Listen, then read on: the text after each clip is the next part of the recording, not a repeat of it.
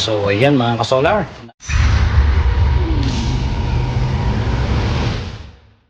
na-mount na ang mga equipment. So dalawang Lyodar battery na 228 ampere hours ang capacity. So tingnan muna natin kung 228 talaga. So i-open muna natin at ayan, meron pang 52.18 ang charge. Punta tayo sa capacity. Tingnan natin capacity. Ayun, 228 AH. Ang current charge niya ngayon ay 164.07 AH. At naka-parallel ito ngayon.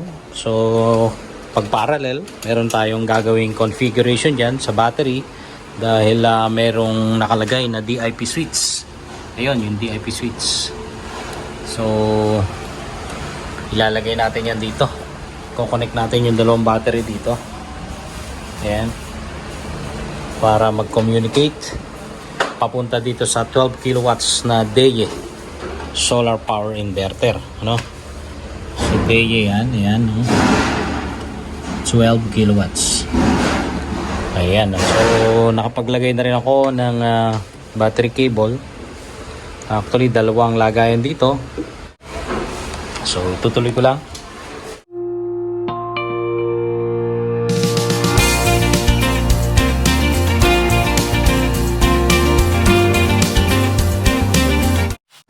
So ayun mga ka-solar, nasa 70% na tayo ng completion.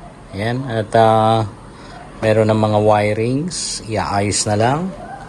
At itatap na lang doon sa main circuit breaker, yung panel board ng bahay na ito. At syempre, meron tayong automatic transfer switch din doon para sa maintenance. Ayan, at dito pinaghiwalay ko yung sa AC side at saka sa DC side. Ayan, at ito naman yung para sa battery and PB or yung sa string, ano. Ayan, at akyat tayo sa taas. Kita natin yung solar panels at titingnan din natin yung angle ng pinaglagyan ng panel.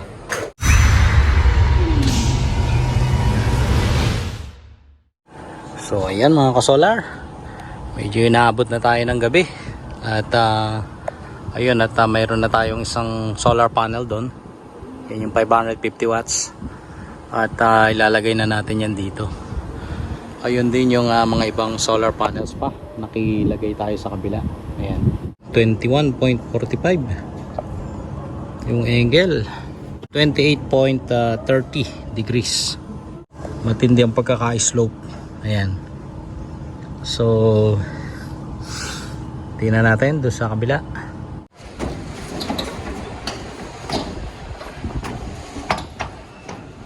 So ayun mga ka-solar, ang ilalagay natin dito na solar panels, 16 pieces. So 3 strings yung ating inverter, ano, yung MPPT, 3 strings yun. Kaya 3 PB cables din yung bababa, 3 strings din. So dito gagawin ko yung 6, naka-series yung 6 na piraso. At ganun din dito, naka-series din yung 6 na piraso. At yung 4 nakahiwalay. Then later on, pagka magdadagdag pa ang ating client, meron pa naman lalagyan dito. At saka doon sa kabila. Ayan. So tayo bababa na. At pagpapatuloy ang ating ginagawa doon.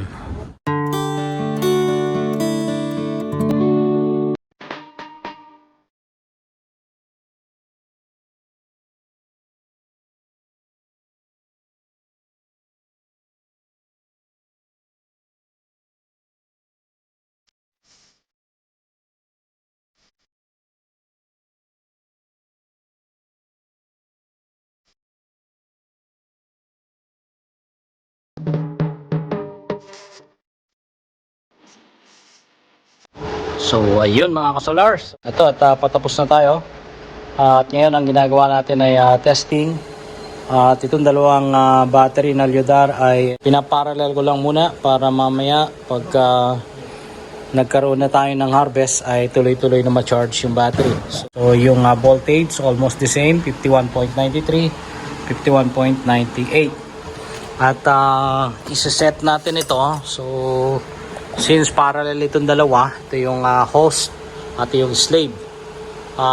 Yung slave, isa-set natin yung ID or yung the IP switch. So dito sa slave kailangan nakataas yung number 1. At dito sa master or yung host, kailangan nakataas yung number 5. 1, 2, 3, 4, 5. Ayun. 1, 2, 3, 4, 5. At itetest natin yung voltage. So ito yung PB1. So ito yung PB1 ano. Ito yung positive at yung negative. Okay. So tingnan natin dito kung ilan ang voltahe.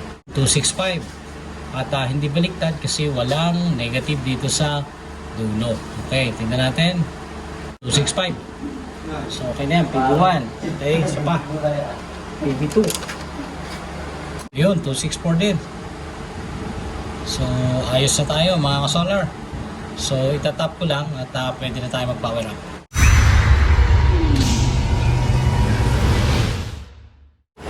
So ayun mga ka-solar, okay na yung ating dalawang strings. So 2 PB pa lang ang gumagana kaya naka-up itong dalawang ito, PB1, PB2. Ayan, at sa ngayon ay nag-charge 52.9. Dito 52.78, malapit lang.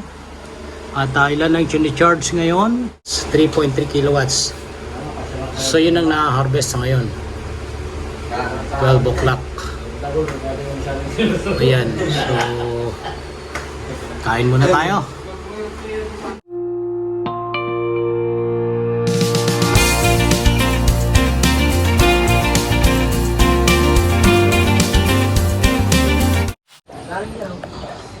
Ayun mga ka-solar, so eto na, tapos na yung ating 16 pieces na 550 watts. Ayan, at ito yung 8. Ito rin yung 8. At natakpan na. So dito yung north, dito yung south. Ito yung position ng kanyang bahay kasi ito merong style yung bubong, ano? Kaya hindi natin mailalagay ng maganda yung positioning ng solar panel. So dun sa kabila, ayun, medyo maganda ang kanyang pwesto kasi facing south. Nakapag ganon kasi north dun eh. So big sabihin, mula umaga hanggang hapon tinatamaan yon. At dun sa kabila may solar din. So solar panel yon, same din dito ang situation niya kasi parehas ng style ng bubong. At kanina tinest naman natin mga ka-solar, ano, mataas yung nakuhang harvest mga bandang 2 o'clock. At kanina mga 4 o'clock 4:51, nasa 2 kilowatts pa ang na-harvest nito. So maganda ang pagkakalatag. Ayan, medyo steep lang talaga. At nasa 23 degrees nga yung mismong degrees nito, no? Masyadong pababa. Pero maganda na rin to kasi almost self-cleaning pagka tagulan, no? So malilinisan yan. At ayun. So bababa ulit tayo mga ka-solar.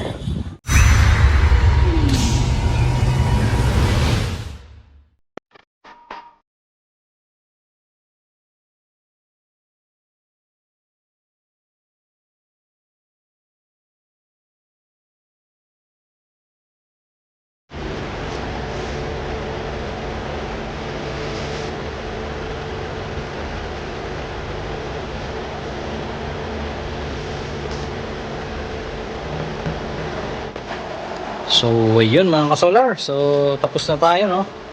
Ayan, at medyo inabot na tayo ng gabi pero okay naman na. Ayan, at nagpa-function na. So meron tayong eto sa battery, Ayan, nakaset na. Ito yung sinasabi ko kanina na para sa AC. At ito yung sa PB ano, circuit breaker yan. At ito yung mga isolators at battery breaker ito. Ayan.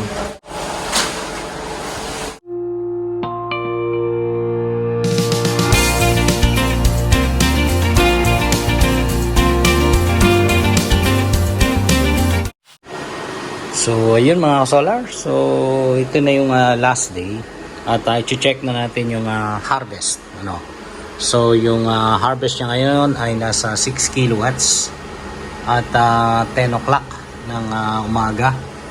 Ang state of charge ay nasa 63% yung sa battery. Makikita natin yan nagko-communicate ang ating batteries. Ano? 53.58 53.59. So synchronize na. Ayan, 53.58. Ayan, almost synchronized kasi nasa 53.6 volts. At ganoon din dito. So sa ngayon ay malaki yung kinukuha, no, from solar harvest, nasa 6 kilowatts, at yung 3.42 ay pumapasok dito sa dalawang batteries. Okay. At ang consumption ngayon sa bahay ay nasa 2.43. Ito mga ka-solar, maganda yung ating cable tray, malaki. At hindi nagkaroon ng congestion dito sa mga wirings and cables. And nakatipid din tayo sa housing kasi na-improvise natin, ano, nakagawa tayo ng housing para dito sa ating battery breaker na 250 amperes. Ayan, 250 yan na DC MCCB. So yun, another successful installation ng DEYE. Ayan, DEYE na 12 kilowatts with 2 pieces of 228 ampere hours na battery. At meron tayong nilagay na mga protective devices. Dito yung DC circuit breakers para solar panels. Nandun yung DC isolators para sa solar panels din yan. At yung battery circuit breaker natin or DC MCCB, na ang ibig sabihin ay molded case circuit breaker. At dito naman yung sa AC side natin, ano? Sa AC side, andyan yung dalawang AC circuit breaker at saka AC SPD, yung kulay gray. So nasa taas naman yung nakalagay natin na ATS automatic transfer switch. So iniwalay ko ulit yung connection, ano, ng mga para sa grid side at saka load side. So ito yung load side. Ayan, malaki yung ating ginamit na wire dito. At ito naman yung sa grid side, ano, grid side itong isang to. Sulit na sulit itong kable, walang kainit-init. So kasalukuyang gumagamit ng washing machine ngayon. At may konting pitik pagka nagsa-surge. At nawawala din naman yan.